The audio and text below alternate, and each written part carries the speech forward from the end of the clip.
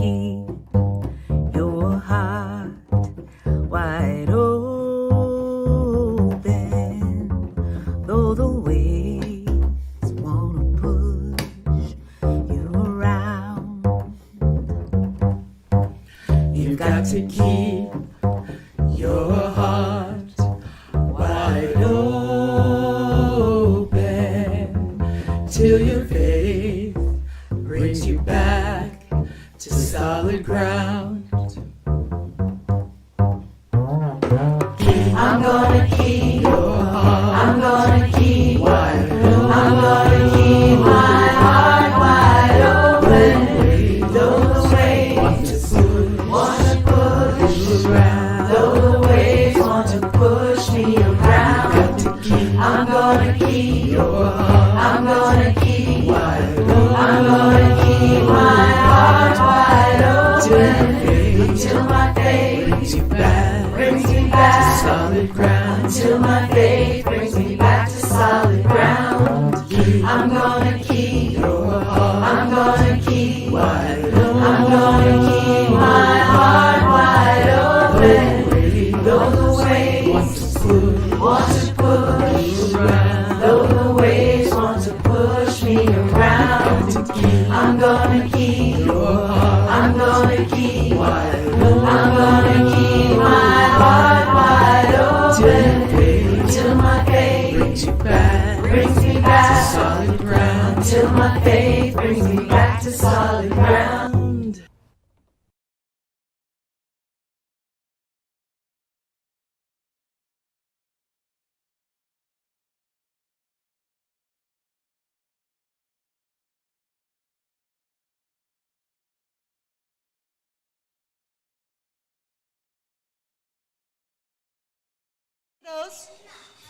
Can we keep inside voices? Thank you. Thank you. We love having you here. Okay, my name is Janine Silsby, and I welcome you to the Unitarian Universalist Fellowship of Topeka. And since this morning's subject is about intentional inclusion and building a community, I am reminded of something that one of our members, they're not here this week, I think they're in Colorado, visiting their son who grew up here, Vicki and Dawn. And Vicki said to me once when we were doing a preparation for a service about something that I needed to say more explicitly. I don't know if I was saying RE or UUFT, but she said, you know, that is exclusionary language. If someone's new, they don't know what that means. And so you are saying there's a them and an us. Them and an us, whatever. And so we are, today, since it's about inclusion, I'm going to be including some things that we don't normally do. I want to say something about, my name is Janine Silsby, and I have been a member here since my oldest son was 6 months old, and he is now 43. So I always know exactly how long I've been here. And so raising children here, all of that, we'll get to more of that. And I also want to talk about the music permissions. Some of you, we've talked about this before, but not all of you may be aware that we are broadcasting on our streaming, and we also record it for people to watch later. So if you ever come to this mic, be aware of that. If you don't want your face, your name used, don't come to the mic. Probably need to not say anything because then the people that are listening get here. But because of that, we now cannot use some of the music that we used quite a bit before COVID, when we started to take all of this stuff much more to heart. And what it's for social justice reasons, we need to let the artists who write this music, write the lyrics, have their due. So we have to ask permission And it's a joy to do that because of some of the responses. I don't know if any of you remember Roy Zimmerman. He writes musical parody, although it's original music. And it's very very left-leaning. And I wrote to him recently because he was going to stop touring. He was here once and asked if we could use, and he said, please use whatever. He loves UUs. He often performs in their spaces.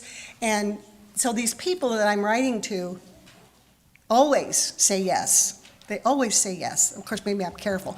The woman who did the song that was right up there, Leah Thomas, I saw her online before. I knew she was UU, so I asked her, are you UU? Because her music is so UU. She said yes. So we do need to do that, and that means we can't use some music, or we will do it when we do not have, we're not doing the streaming.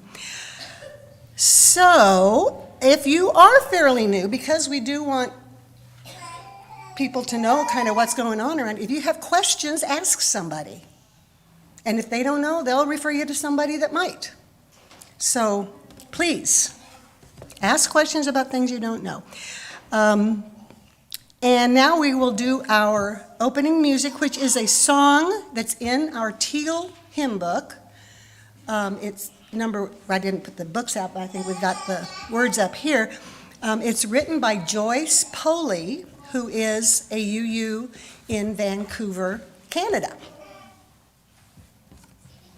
Okay, Jake, take her away.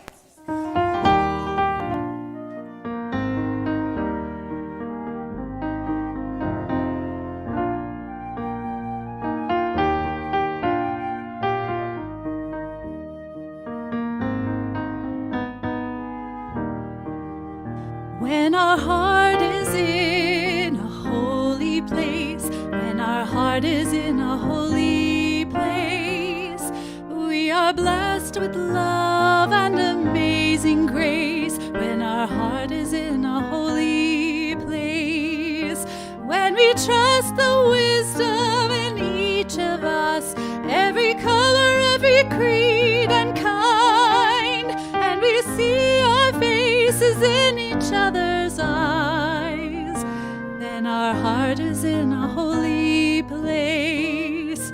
When our heart is in a holy place, when our heart is in a holy place, we are blessed with love and amazing grace. When our heart is in a holy place, when we tell our story from deep inside, and we listen with a loving mind, and we hear our voices in each other's words, then our heart is in a holy place. When our heart is in a holy place, when our heart is in a holy place, we are blessed with love and amazing grace. When our heart is in a holy place, when we share the silence of sacred space,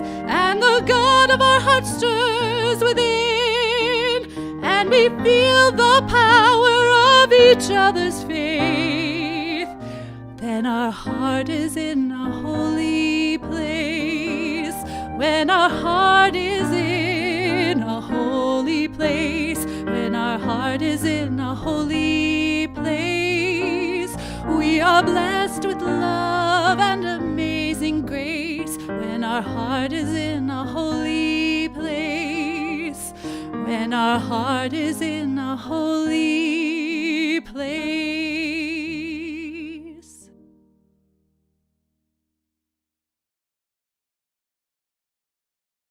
Any of the videos, we have to get permission for that too, or YouTube will come after us.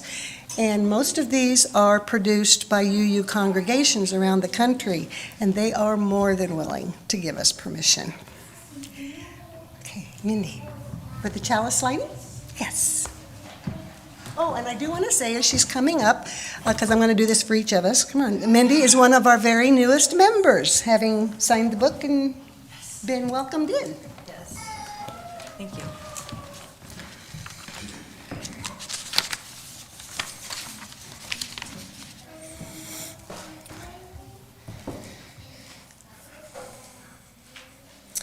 Humanity required. God optional. I wish I would have seen a big banner on the outside of fellowship, or maybe a blinking banner at the top of the webpage to let me know that before I spent 10 years believing God was required, and thus, since I didn't believe in God, I really wasn't welcome. But now I know that I am welcome here at UUFT, and I am so thankful for that. Whatever may have kept you from coming earlier than you did, I am so thankful that you are here today. Welcome to UUFT.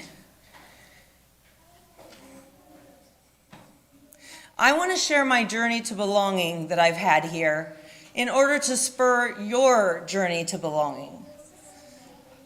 The first part of my journey happened going through the UUFT book club, where I had interesting discussions with intelligent and perceptive and friendly people who I also realized were inspirational and indefatigable.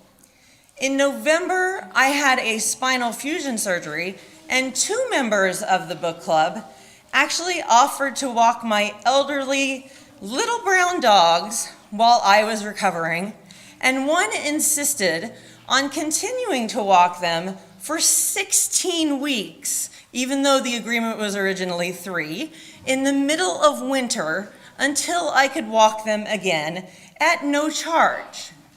Now, the reason it was 16 weeks was because I had had a fusion complication, and pastoral care had stepped up and found a volunteer who had never met me, who was willing to take the time on very little notice to take me to KU Med to have emergency surgery, which saved my back fusion.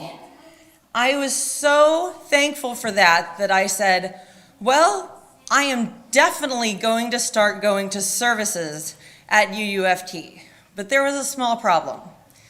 I'm not exactly comfortable just walking up and starting conversations with people I don't know that well.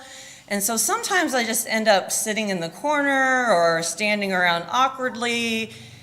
And it has been more this place than anywhere else where people will come up and smile and say hi and start conversations. So after all of that, and looking back at the last year, I realized I belong in this community. And that's why I joined last week, is because I belong at UUFT. And then they said, you know, you actually may have some, well, they didn't say may, they said you have some gifts to bring to this community at UUFT. Now, I will say I do a mean Apostles' Creed rendition, but I don't think that's what they were talking about. But I do have some talents in the area of presentation, and I'm very excited to be a part of the programs committee, and I'm eager to work with all of the teams that I can learn from to hone my skills and get plenty of practice. And honestly, on the weeks where I get to give these presentations, it is the highlight of my week at UUFT. And so that's one gift that I can give. Secondly, I wanted to do outreach so much that currently I'm doing caring calls to a woman in New York City because I could not find an outreach in Topeka that was not affiliated with a church, believe it or not. Well, the pastoral team care has already helped me so much that I get to pay it forward now and become a part of their team, a team which watches over our entire community at UUFT, which is just perfect. And finally, I think gratitude and telling people about your gratitude is so important of a gift that I could actually have labeled this chalice reading, My Gratitude for Community at UUFT, How I Belong, Why I Joined, and the Gifts that I Bring. So there are so many stories of belonging being written in this room right now. So please keep coming and let us show you more about our community and let us help you write your story of belonging. And with that, I'll light our chalice.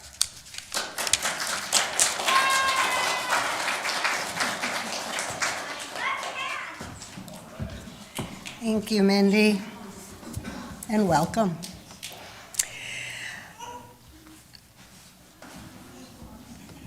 I was not given any announcements for this morning, but I know that there are a couple of people that want to speak. Please remember to keep them brief.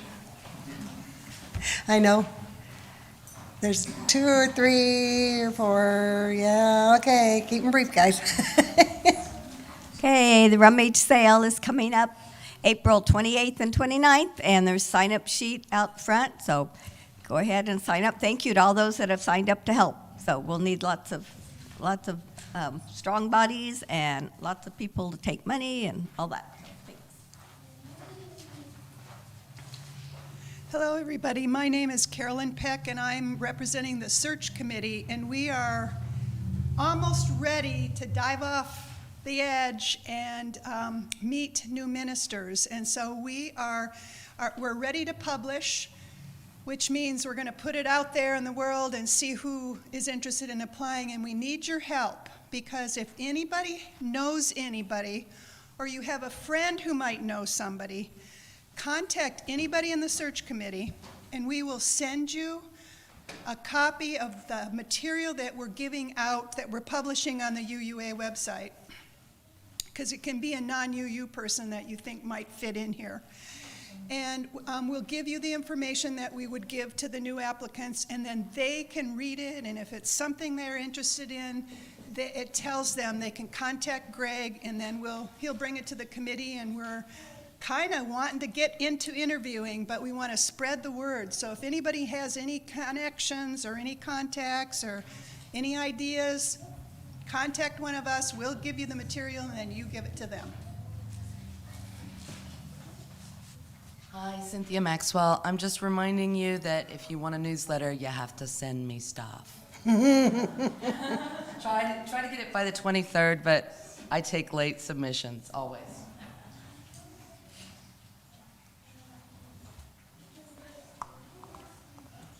Bob has asked me to do a 5-minute dissertation on why you should make a huge contribution to UUFT. I'm David Schaeffer, and I'm your pledge chair, and I've been up here every Sunday. At any rate, so I do have some news for you, but it's very interesting that the search committee came on before me, because why are we doing a pledge drive?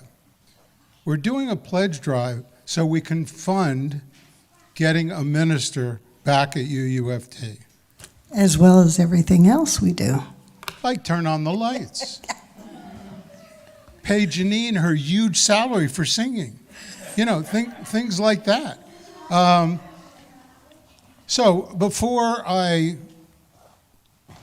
finish up with the news, I just want to say, please come and see me if you have not pledged. You have not heard from anybody asking you for your pledge. Come and see me. I'll be out in the lobby. Last week, someone said to me, David, I wanted to make my pledge, but I couldn't find you in the lobby. So this week, I wore something that would be. And what it is this hat that says "Make America Sane Again." So look for the hat. Okay. The good news is, you want to do a drum roll? Thank you very much. I like Kaiser rolls, but a drum roll will do. We are over 100,000. We are at $101,000, which is great. We're 2 weeks into our campaign.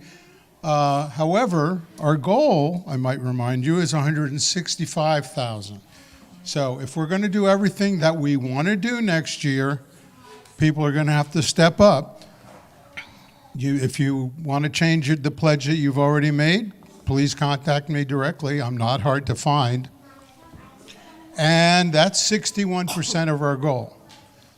So please, come and see me if you haven't already. Thank you. Or you will hear from me on the phone. Or worse, I could show up at your door. He's got all the info.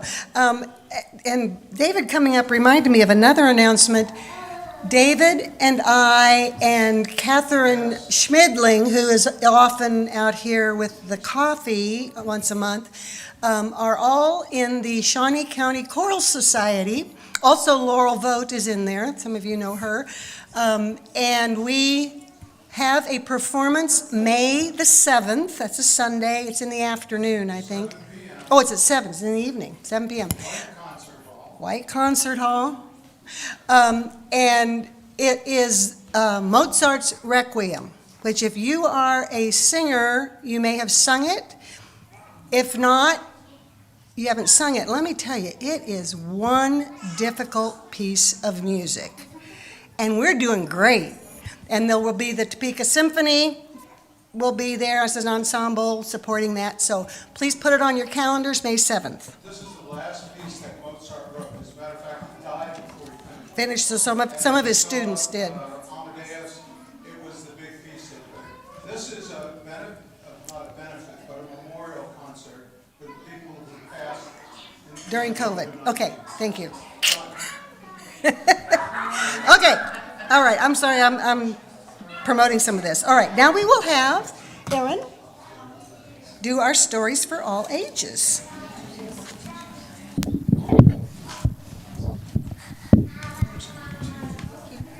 Good morning. Children, come on up.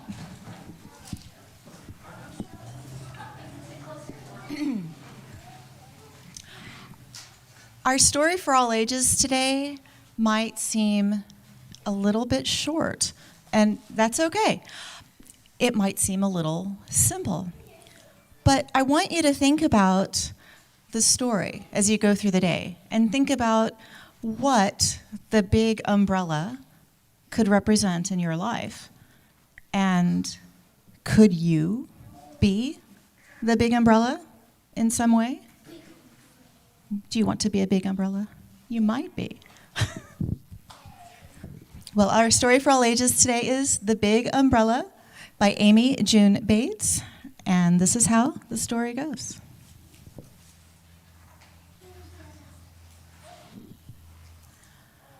By the front door,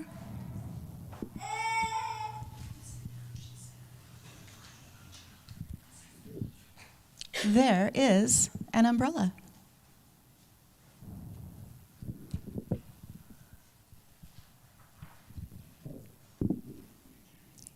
It is big. It looks pretty happy too, doesn't it? It's a smiley face. It is. It is a big, friendly umbrella. It likes to help.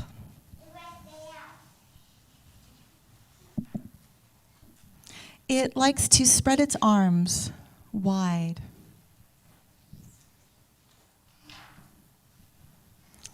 It loves to give shelter.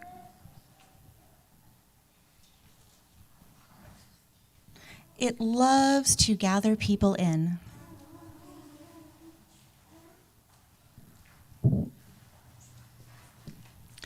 It doesn't matter if you are tall.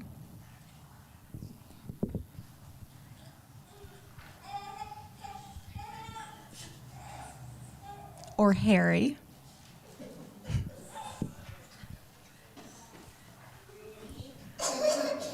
Or plaid. That is a good question. What does being plaid have to do with anything? Think about that. It doesn't matter how many legs you have.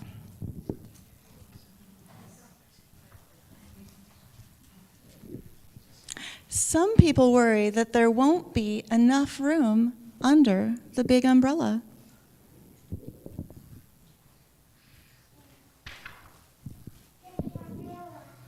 But the amazing thing is, there is.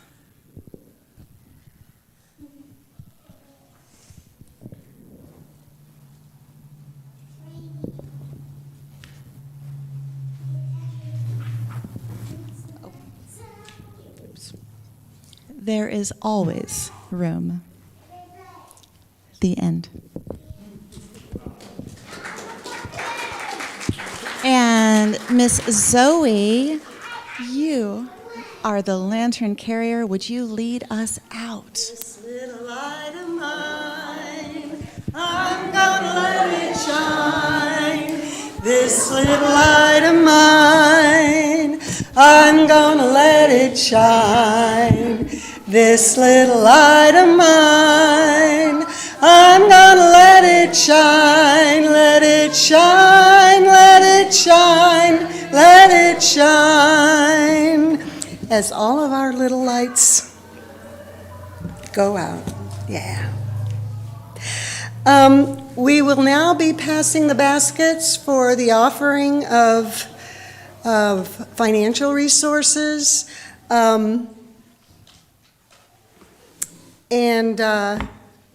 I was going to say something else, but oh well. Okay. From you I receive, to you I give. Together we share, and from this we live. From you I receive, to you I give. Together we share, and from this we live. I thought what it was. It has to do with being generous with our financial resources, and that is that many, and being a new person, you may not know that this place is supported entirely by the congregation. There is not, the national organization does not provide any support. I'm not sure about other denominations, but we do not get any financial support from the Unitarian Universalist Association. Everything that you see here, we did, including building the building. Okay, today's presentation, Bob, do you want to do an introduction as to what it's about, or not? Okay. Oh, I left that out of the announcements piece. Yes, do we have, thank you. So, Richie has a joy or a concern. Anyone else that does, please feel free to come. I didn't get any handed to me either.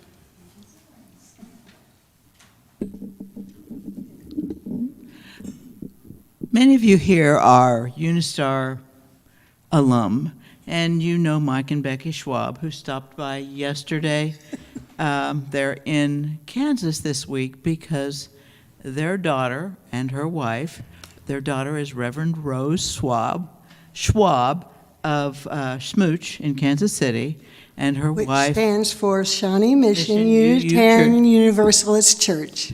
and her wife, Ana Morales, who I see Orion over there.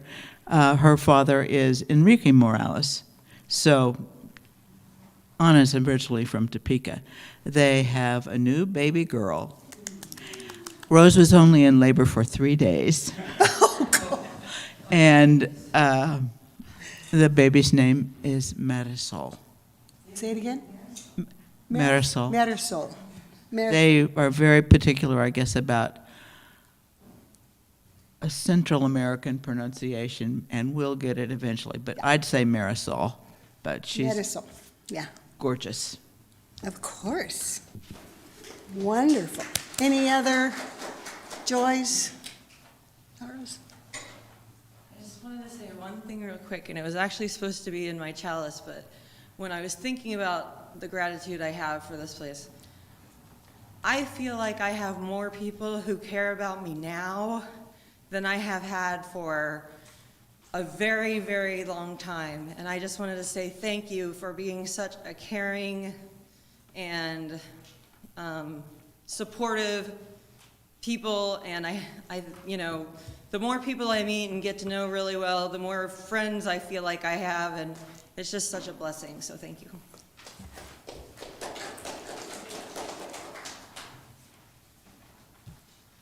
Dennis Bosley. I just want to express my joy and appreciation.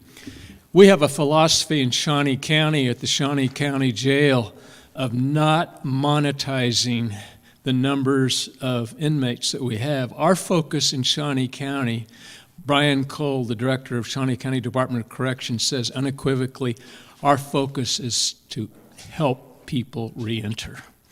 And you might want to pay attention to what's going on around the state of Kansas, the way jails are being constructed and the reason why they're justifying it. But right now, our focus is on reentering. It's not monetizing it. Okay, today's presentation is entitled Creating the Beloved Community, Moving from Words to Action, which I interpret as intentional community. And it is being presented by Bob McDaneld and Bobbi Schaeffer. For those of you that don't know, they are brother and sister. Well, people are here that don't know that, so we have to let them know. And Bobbi has been a member here at UUFT for 20 years. She has been a UU for 56 years. Bob has been a member here, as he would say, for over 40 years. I don't know how, and I think he was before that, so maybe he can let you know about that.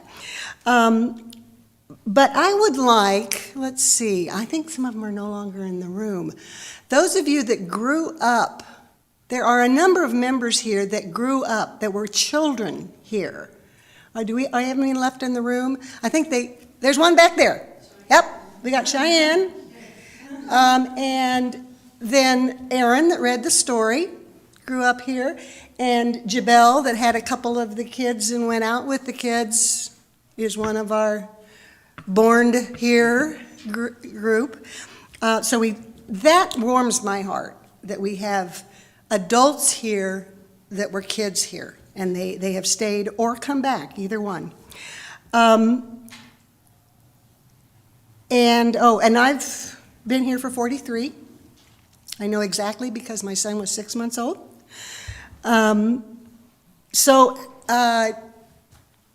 Those of you that are new, there are a lot of people that have been here about that long. There was a big growth spurt about 40 years ago.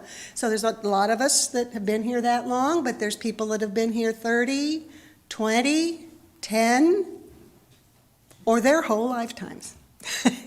So we have a group that has been a part of this community and part of each other's lives for a very long time, some of us. I also wear 2 pieces of jewelry that were made by 2 different former members. So we have a very talented group. I would like to introduce, I think Bobbi, you're going to speak first. Bobbi Schaeffer. She is also the president of our board.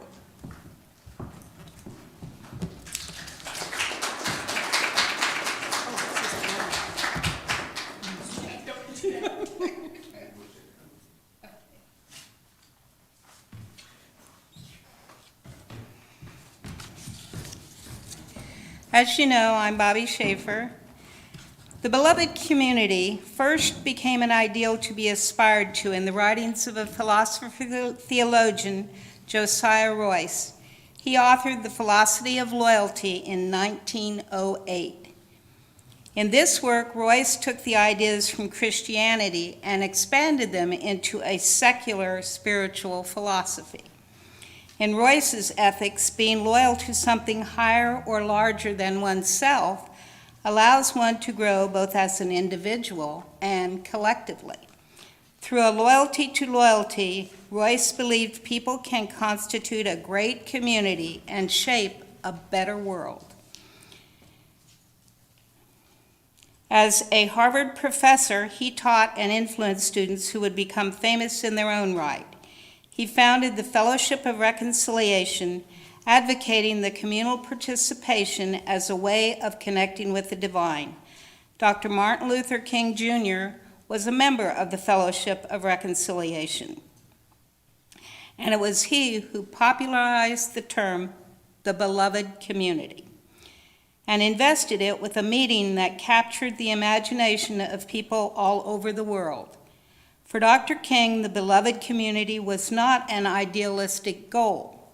For him, it was an achievable goal that could be obtained by a group of people committed to and trained in the philosophy and methods of nonviolence. Dr. King's beloved community is now a global vision in which all people can share in the wealth of the world. His quote, "In beloved community, poverty, hunger, and homelessness will not be tolerated because international standards of human decency will simply not allow it. Love and trust will triumph over fear and hatred." Dr. King believed all conflicts within the beloved community, and I quote, "should end with reconciliation of adversaries, cooperating together in the spirit of friendship and goodwill."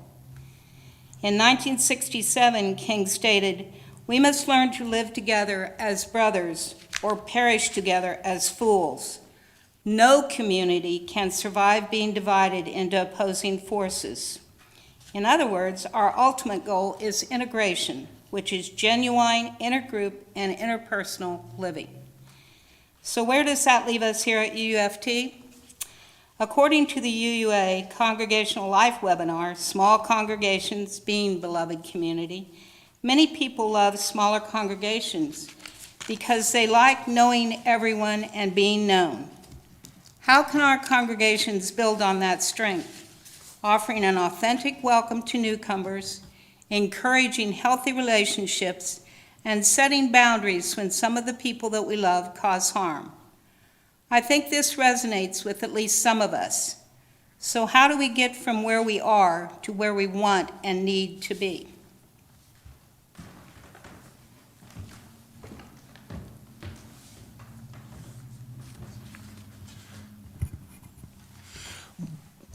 Good morning. I'm Bob McDaneld. I see Linda Josiah in the back row. Good morning, Linda. It's good to see you. I've been standing up here an awful lot for a lot of years, enough to have grown old, and much of the aging took place on this podium. And it's harder and harder to walk up and notice I'm using the podium to help support me for the next 10 or 15 minutes. Let me begin by acknowledging that I am uncomfortable with the term beloved community. My discomfort is with the word beloved, not with community. According to the Merriam-Webster, readily accessed through Google, beloved means dearly beloved, dear to the heart. With this in mind, do I have a beloved community? My answer is no.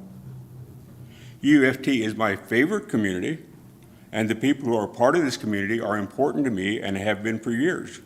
But to use the term beloved community stretches my credulity to the breaking point.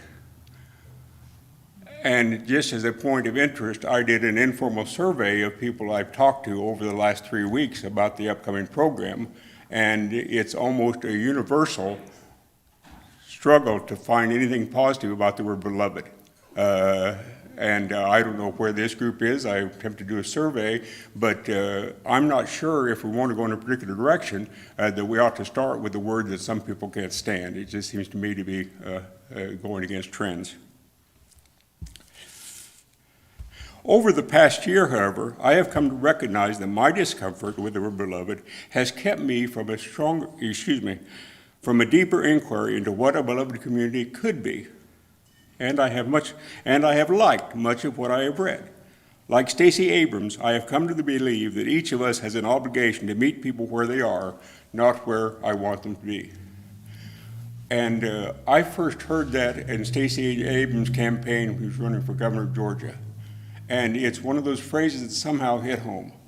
We have to meet people where they are and not where we want them to be. And if I can actually use that as my own sort of changing attitude thing, it's very helpful because there's a piece of me that says that the other person who should be making the concessions. Well, guess what, folks? The community I discovered 40 years ago and I helped sustain was not and is not the beloved community envisioned by Martin Luther King, regards to the desires of the UA and some UU ministers. It is, however, a web of interconnections, linking people together based on commonalities, shared interests, and shared beliefs. It is celebrating both the birth of a child and the death of an elder, reinforcing our belief that all life is an interdependent web. Sustaining this community requires hard work. It requires accepting people who do not know and believing things will work out in the end. It also requires that we both provide and accept grace. Because each of us is flawed, and each of us hurts the people we love, sometimes over and over again. Why is UUFT important to me? I want the people who knew me and cared about me to celebrate my life at a memorial service. At 70, and please note this was written 5 years ago, this memorial service seems a lot more real than it did when I was 29 or even when I was 50. Until that day comes, however, I want to continue holding babies, although Richie gets concerned now every time I pick up a baby, let alone carry one across the room. Hugging close friends, hosting impromptu potlucks, and drinking coffee with friends who will tolerate and sometimes appreciate my astute observations. Thanks to Ryan, you've been a leader in that. And speaking of astute observations, this community, like all communities, is far from perfect. We are too self-focused and too convinced of our own righteousness. We are too slow to accept new members and too ready to forget our elderly and infirm. Our imperfections, however, make it the perfect place for me. I am accepted in spite of, or perhaps because of, who I am. I also believe this community relies on each of us being the best person we can be. I hope that we can find and maintain common ground. Then, regardless of what we call this community, we can thrive. And because I need this community and believe that it needs me, I will continue to support the fellowship with my annual pledge. Get that, David? The best things in life are, in fact, not free. And now, back to Bobbi.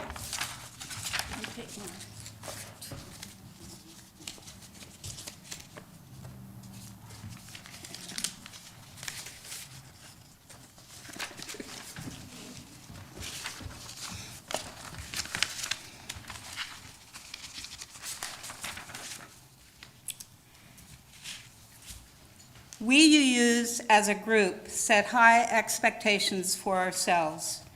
We say that we affirm the inherent worth and dignity of every person, commit ourselves to the cause of justice, equity, compassion, and peace, and promise to respect the interconnected web of life of which we are a part. We say these things, and we mean them. This is our vision of who we can be as individuals and as a faith community. However, in our heart of hearts, we know that we do not always reach these goals that we strive to attain. We are imperfect. Unitarian Universalism has been, is, and will always be a work in progress. How do we forgive ourselves when we fail to achieve our high expectations? As Bob has said, some of us just have an allergy to the use of some words to describe our endeavors. Beloved is one such word. We know here at UUFT that community is what we desire. No question. In every survey and in discussions about what draws us to UUFT and holds us here, the answer most often given is community. Community, as defined, is a feeling of fellowship with others as a result of shared common attitudes, interests, and goals. Sounds a lot like a phrase that's often heard around here, a community of like-minded people. So, what do we call this aspiration if not the beloved community? And what stands in the way of achieving this goal? Remember, can you be like-minded and diverse at the same time? First slide. When we look at who we are as Unitarian Universalists, what is our ethos, our collective identity and personality? How we as UUs present ourselves to each other and to the world around us. In 1990, a national survey of religious identification came up with the following bullet points. UUs are the most highly educated. UUs have the second highest median income. 3 out of 4 UUs own their own home. Half hold full-time jobs. And moving on to slide 2, the UU expanded on this with their own survey that added to the profile that the typical UU is 52 years old, probably older if the survey were repeated now, more likely to be female than male, of European American heritage, nature-oriented and living in a suburban community, politically active and environmentally conscious. In other words, an exact match to the catalog mailing list of LL Bean.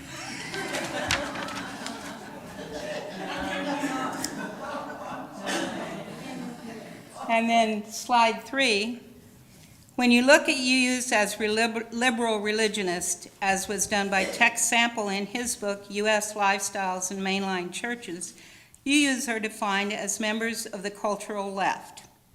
We are strongly inner-directed, have a self-fulfillment orientation, tend to be nonconformist, have little loyalty to authority or institutions, are politically liberal, are mostly affluent, are deeply concerned about social issues, especially peace, the environment, and consumer issues, are nature-oriented, tend to be experimental, particularly in terms of theology, tend to seek the mystical, and are often attracted to Eastern religions. The UU identity has a tendency toward the logical and rational. We have a long history of high status in society. This has led to the UU being labeled the religion of the successful. In order to come to terms with this understanding of our collective identity, we must now look at how it is in conflict with our desire to be inclusive and diverse. Our individualism has been defined as one of the trinity of errors that have defined UUs in the writings of Frederick Muir. The others are exceptionalism and our allergy to authority. All three stand in the way of developing a community that is truly diverse. The shift in our faith demands that we affirm an alternative to individualism. We must move forward to the concept of individuality. Individuality acknowledges and celebrates the very real differences between people and leans into fundamental interdependence. Individuality recognizes that each of us, no matter how varied we are, exists within the context of mutuality, a shared fate, and a collective responsibility to and for each other. This shift moves us from individualism to a shared belonging to one another, to our community, and to the wider world and the larger mission. Frederick Muir writes, "It is not easy to be a Unitarian Universalist. We offer no simple salvation, no set of religious rules that promises either happiness or wholeness. We offer only ourselves with all of our shortcomings and the great liberal religious tradition in which we stand." So here we are attempting to take on a truly monumental task of founding a true community in which we all have power, value, and goodness, where we share a purpose and values in common, where the individual is affirmed for all they bring to the community, affirmed and accepted, but not worshiped, where we build power, mutual support, interdependence, and goodness of community, and no one gets lost in the process.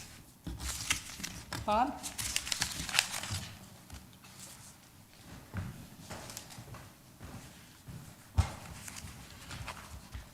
I hope you noticed that our work is cut out for us. On the other hand, if we, a self-selected group of bright, articulate people, can't do it, exactly who's going to do it for us? In the beloved community, we are seeking justice for all, not just for a single oppressed group, but for all people. I think this statement is a little scary. For much of its existence, Unitarian Universalists have been perceived as a religion of the upper middle class. When I walked through our doors in 1977, I saw people just like me, white, comfortable with who they were, and open to people we saw as being just like us. sort of a self-selected group over a long, long period of time. I think we're finally trying to break through some of those barriers that were self-imposed, but we need to do more of it. We need to be open to people who, in fact, are not like us. To be successful in creating this new vision of community, we must change. We must be tolerant of all who wish to be part of our community that we are working to create. We must be tolerant of each other as we work to broaden and diversify our community. It is hard work that at times seems impossible, but still we must strive towards it. We must all give a little, perhaps give a lot.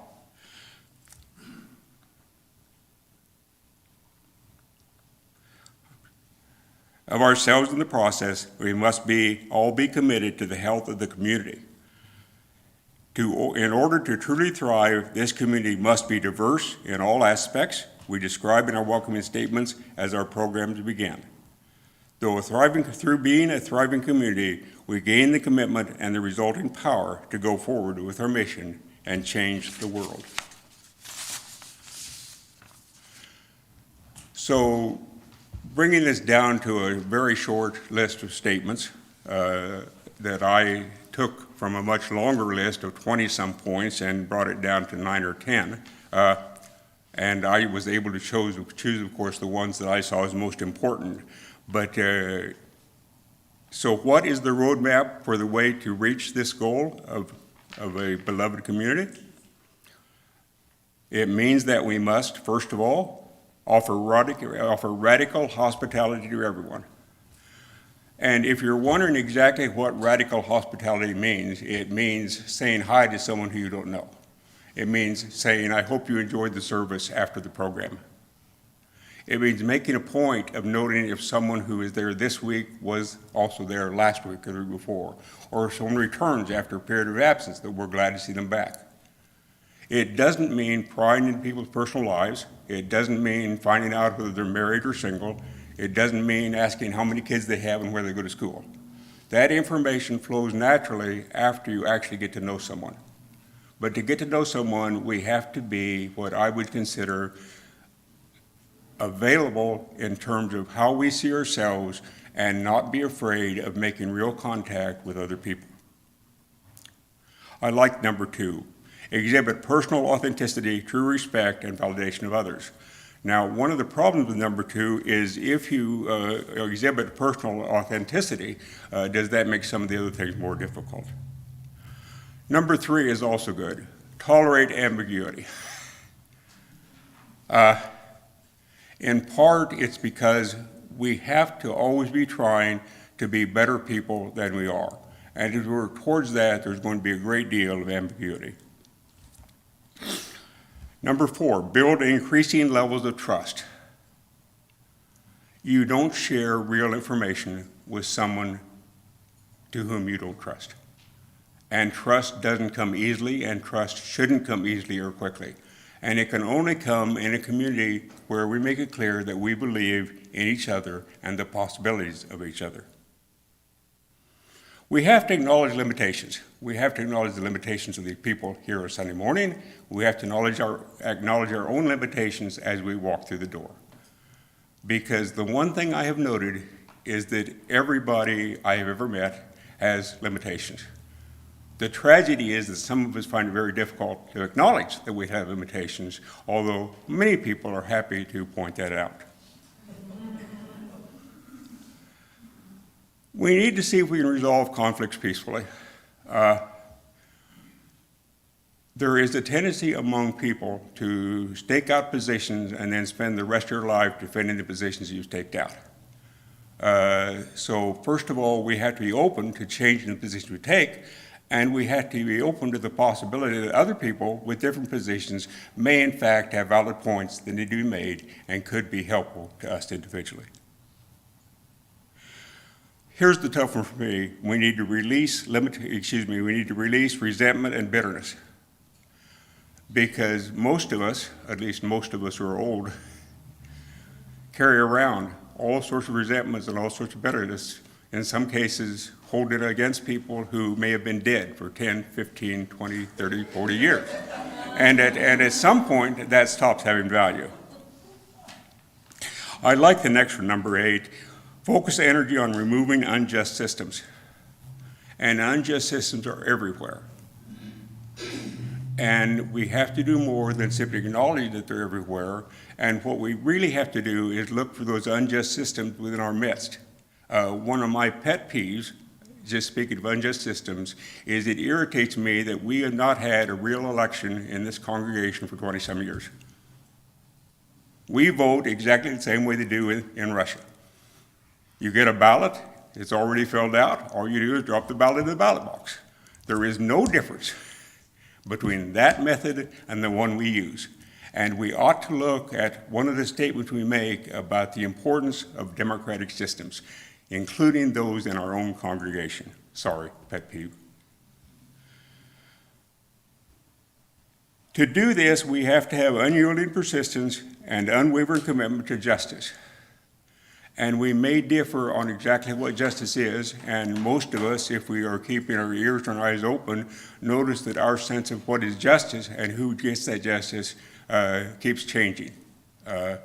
Right now, all across the United States, conservative states after conservative state are passing state laws limiting the rights of gay people, limiting the rights of transgender people, ending the rights of schools to present information, kicking good information out of libraries, and that is happening in every state, and those bills are happening and passing in Kansas. This is not simply something that we learn about in Georgia, okay? This is real, it's a problem, it's a big problem for us. And finally, righteously oppose, and I'm not sure what that means, but I like the sound, righteously oppose and take direct action against poverty, hunger, and homelessness. Sometime when you have spare time, read about how many kids in Kansas go to bed hungry. Read about how many families are living on the edge of poverty. This morning, Richie and I were sitting at the table, and she was reading something from Facebook, and somebody was talking about what his immediate needs were so that he and his pets could survive. And that's in Topeka. Now, I have no idea who the guy is, what his needs are, but the people who have those needs are real people, and they deserve at least our consideration and not be automatically disregarded. And now, back to Bobbi.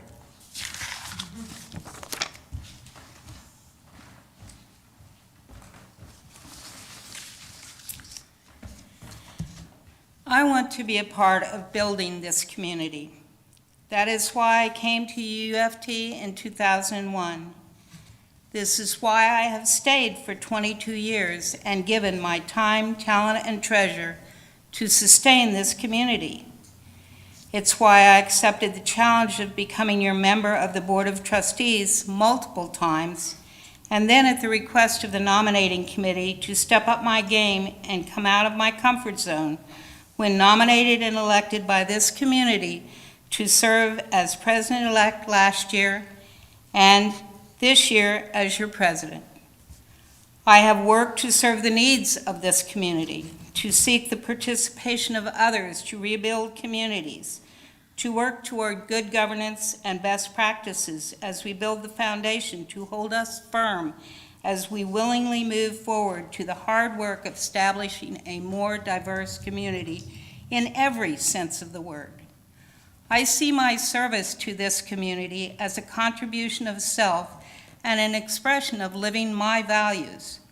I participate with others in pastoral care, in programming, in supporting RE, in social justice committee as member and secretary, in encouraging others to restart the newsletter and contributing to it.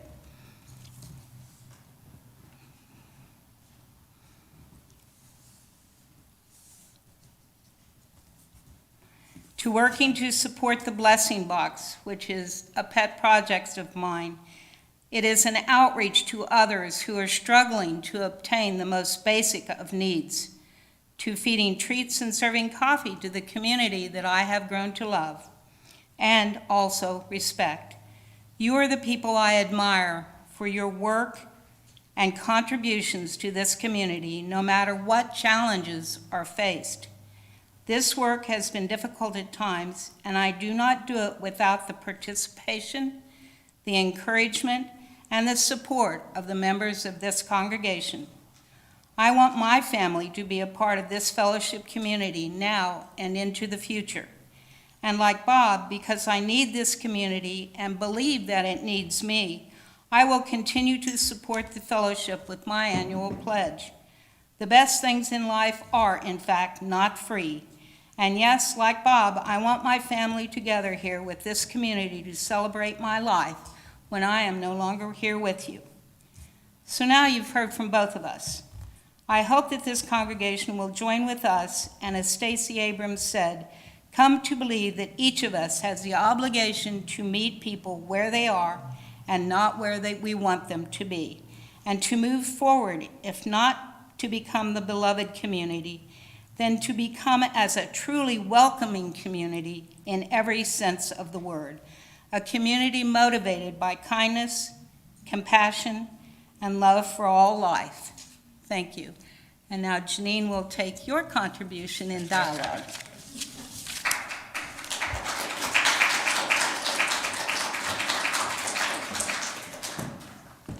Yes, we have about 10 more minutes. The kids won't be done until then. So anyone that has any thoughts that have been stirred by this presentation, please come forward. And remember, you're being taped. Give your name. Good morning, I'm Rob Cook. Perhaps the word beloved would be better served by all of us if we disconnected those two joined words from beloved to be loved. I think that that's a condition that most of us long for, to be loved. Mm-hmm.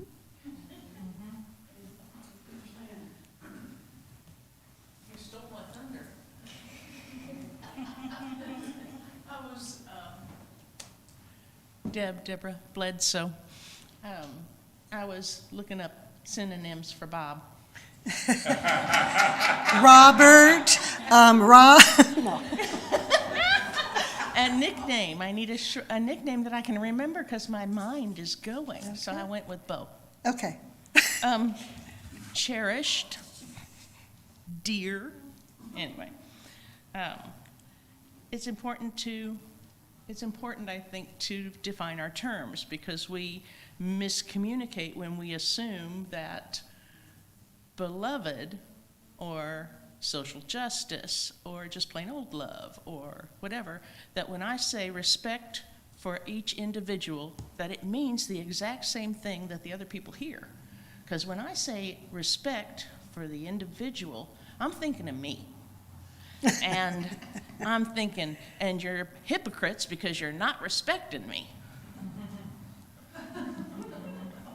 We've got to kind of switch it around and try to make sure we meet with the same meaning or thoughts. If you're saying we need a social justice person, define that a little bit further. Because do you want somebody who's down at the border handing out water bottles? Or do you want somebody here working in Topeka? I think you get my drift. We need to make sure we're on the same plane, and that's going to require uncomfortable situations. And that's where that be loved thing is going to come back into us. Because it's scary to take a chance with your relationship. So most of the time, we're not going to take a chance with a relationship unless we're stuck with them because we married them. You're going to have uncomfortable conversations like, we need to talk about a budget, and please don't get up in the air about it. We need to just talk about it. It's okay to ask questions, because that's one of the things that about organized religion and disorganized religion is hard, is because there are questions you're not allowed to ask. We have to look at each other that we're going in goodwill. Bobbi is honestly saying we want the best thing for this community. And everybody else, I believe, is coming here with a good heart, wanting the best for this community. We just need to define what we mean by best. Thank you. You betcha.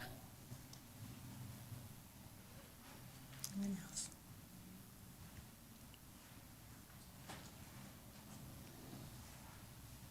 My name's Susanna Emilio. Pronouns are she and hers. I just want to acknowledge and thank you and everyone for bringing inclusivity and diversity and radical hospitality up here and talking about it. Because I can tell you, just as an example, we had a dinners for 8 last night. And before we went, I was just like losing it at home. I was being grouchy to my husband, and he's like, "What's wrong with you?" And I told him, "I just have extreme social anxiety. I do." He says, "You know these people. You are with them every week. What's your problem?" Still, I have social anxiety. And I shared last night in our dinner, one of the quirks that I have is that I have a very hard time staying here after this for the coffee hour because I'm just like petrified. I don't know what to say to anybody unless I have business with them. I don't know what that is. But we have that. And so to have people to continually have that message and say it out loud invites people in as best as you can. Let's be hospitable and get together. And the way you keep Susanna in the room afterwards is you invite her to lunch. Then she has to stay till you're done. Yeah. Anything else? I wanted to say a thing about the word tolerance. I prefer the word acceptance. That tolerance to me implies, okay, you can say what you want to say, but I'll tolerate it, but I'd not have to accept it. And I think acceptance of others, and there was another way it was used towards the end that I thought worked well, tolerating, I don't remember what he said at the end. However, I have tried to kind of work tolerance out of my vocabulary. Tolerate ambiguity. That's what he said. Yeah, I do think we have to tolerate ambiguity, but also accept it, that it's going to be a piece of what we do. So, we will now do our closing music.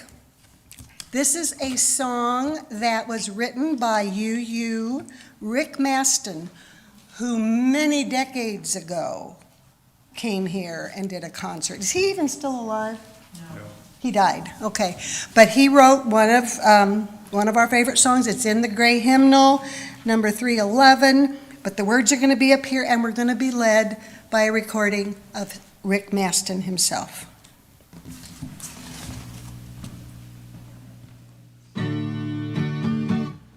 Let it be a dance we do.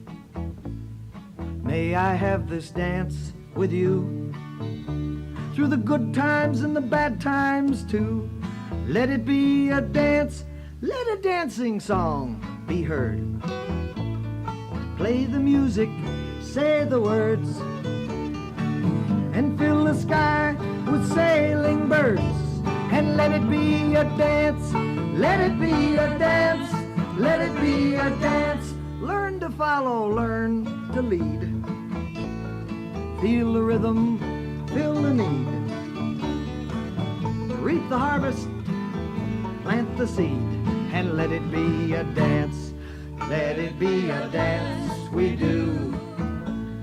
May I have this dance with you through the good times and the bad times too. Let it be a dance. Everybody turn and spin.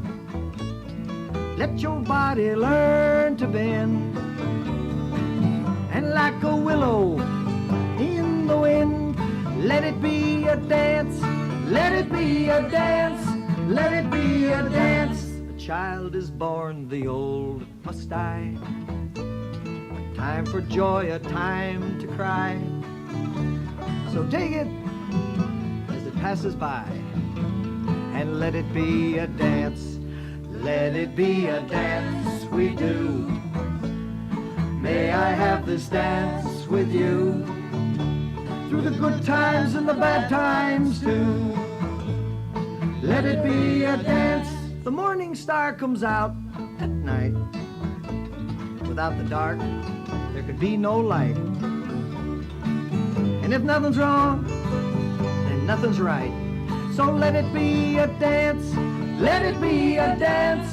Let it be a dance. Let the sun shine, let it rain. Share the laughter, bear the pain. Round and round we go again. Let it be a dance. Let it be a dance we do. May I have this dance with you, through the good times and the bad times too. Let it be a dance we do. I just was saying to Bob, because I think when you're new, you kind of need to know some of the history and the ghosts that are in the room. And whenever I hear this song, I think of Marge Heaney and Micah Rolfs dancing at the end of the service when we were singing that. And both of them are gone, but their ghosts are here with us, their spirits. Please join us. If you haven't learned already, coffee is a holy sacrament. Please join us afterwards to speak with us, to be calm with us. And after we have turned off our broadcasting, we will have another song to get us out of the room. We just don't have permission for this one.